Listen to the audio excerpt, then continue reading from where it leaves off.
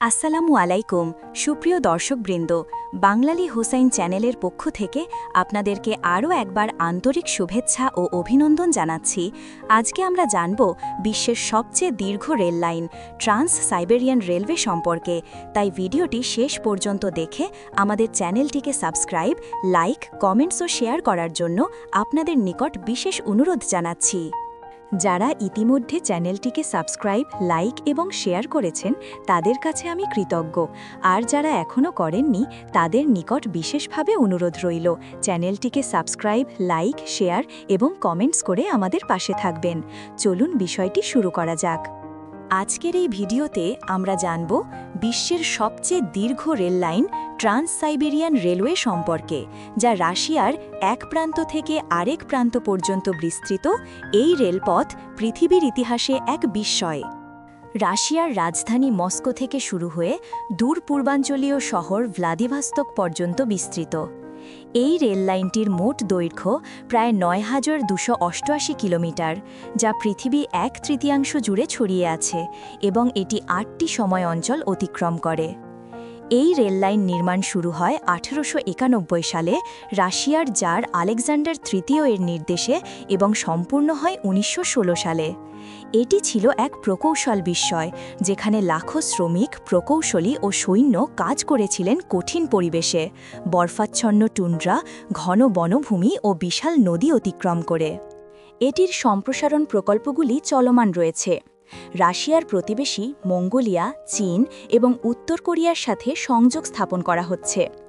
অতিরিক্তভাবে জাপানের টোকিওতে নেটওয়ার্ক সম্প্রসারণের জন্য প্রস্তাব এবং আলোচনা হয়েছে, যেখানে রাশিয়ার সাখালিন দ্বীপ এবং জাপানের হোক্কাইডো দ্বীপের মাধ্যমে মূল ভূখণ্ডের রেলপথকে সংযুক্ত করার জন্য নতুন সেতু বা টানেল তৈরি করা হয়েছে।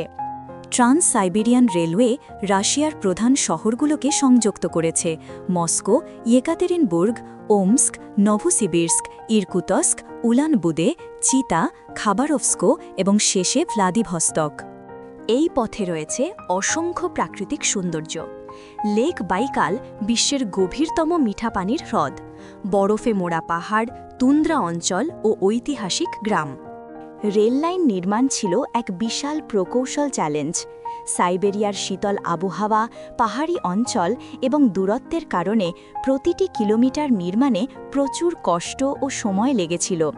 শ্রমিকদের অনেকেই কঠিন পরিস্থিতিতে প্রাণ হারান, কিন্তু তবুও তারা এই রেল লাইনটি সম্পন্ন করতে সক্ষম হন, যা আজও মানব ইতিহাসের অন্যতম প্রকৌশল বিস্ময় হিসাবে স্বীকৃত।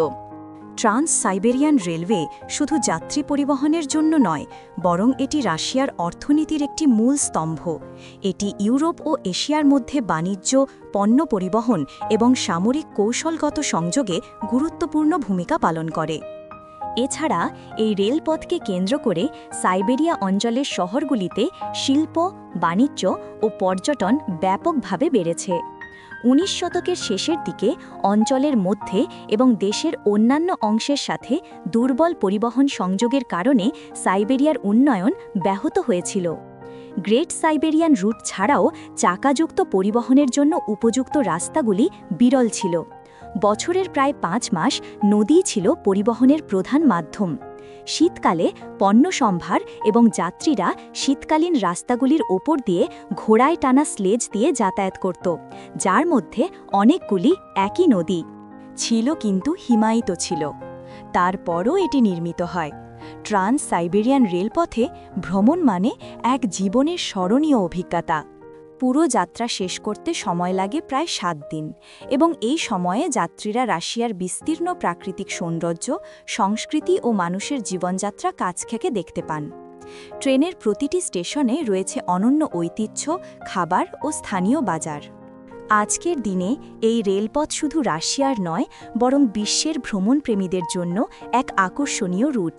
প্রতি বছর হাজারো পর্যটক ট্রান্স সাইবেরিয়ান এক্সপ্রেস ধরে ইউরোপ থেকে এশিয়া পর্যন্ত এই মহাযাত্রা উপভোগ করেন। এটি আধুনিক পর্যটনের অন্যতম বিখ্যাত ট্রেন রুট। বন্ধুরা, আজকের ভিডিওটি ছিল এ পর্যন্তই। আবারও কথা হবে নতুন কিছু নিয়ে নতুনভাবে। সবাই ভালো থাকবেন, সুস্থ থাকবেন এবং চ্যানেলটিকে সাবস্ক্রাইব, লাইক, কমেন্টস ও শেয়ার করে আমাদের পাশে থাকবেন। আসসালামু আলাইকুম।